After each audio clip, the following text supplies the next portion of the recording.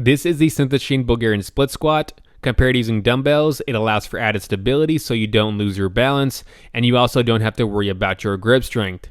One downside is that it can be easier to engage the quads versus using dumbbells, but if you follow the tips in this video, you'll learn how to get the most out of this exercise for the glutes. And now, if you're an advanced lifter, make sure you stick around to the end because I'm going to show you a technique that can help you get even more gains.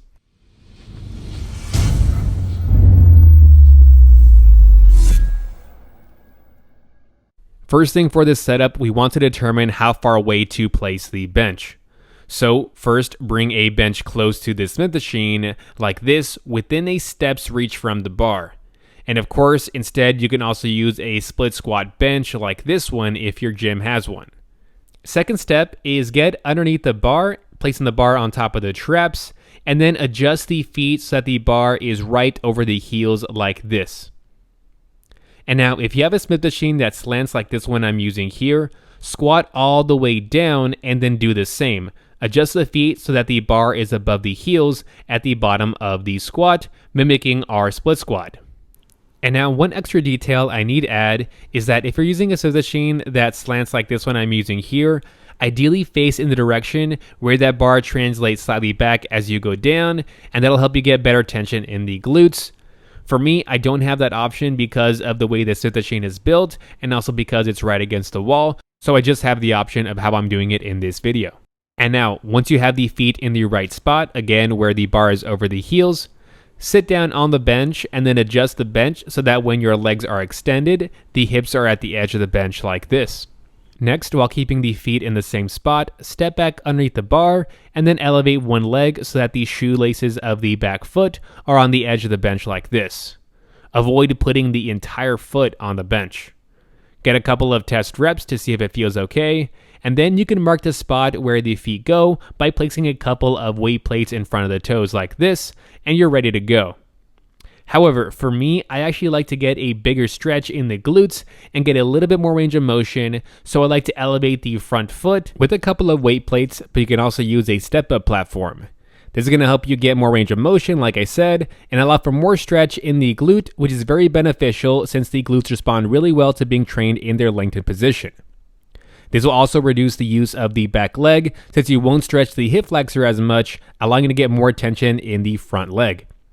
Now, if you're a beginner, you can start without the front foot elevated and add it in later. To set this up, place your feet behind the weight plates you set up earlier, and then move them out of the way and place whatever you're using to elevate the foot on the ground, and now you're ready to go. And now to execute the movement, wear a lifting belt if you have one, especially if you're lifting heavy.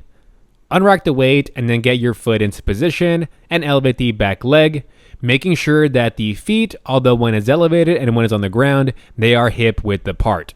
With the core tight, slowly go down 2 to 3 seconds until you almost or gently tap the ground with that back knee. Your upper thigh should be at least parallel to the ground, or in my case, below parallel.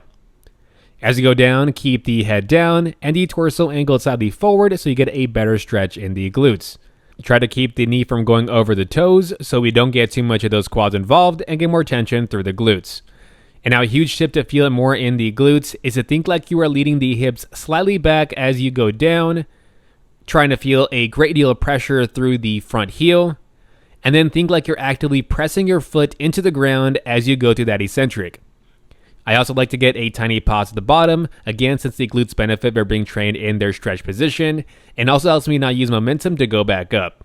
On that way up, squeeze the core tight, think like you are pressing the foot into the ground, and I recommend to stop before fully extending the knee so you can keep the tension in the front leg.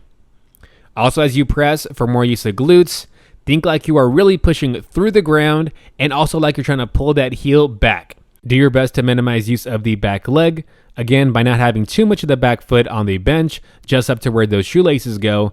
As you can see right here, I'm also not pushing super hard into the bench. And now what you've been waiting for the advanced lifters, you can use a resistance band to add an instant drop set after a failure like this. Right here, I've just looped a resistance band around the crossbar of the Smith machine, and after failure, you can loop your hand around the band and then place it back on the bar, giving you some assistance, allowing you to go for 2 to 4 more reps after failure. And if you learned something from this video, please hit the like button and subscribe to support the channel and so my video can reach more people. See ya. Dang, I was looking cheeked up for real in this one.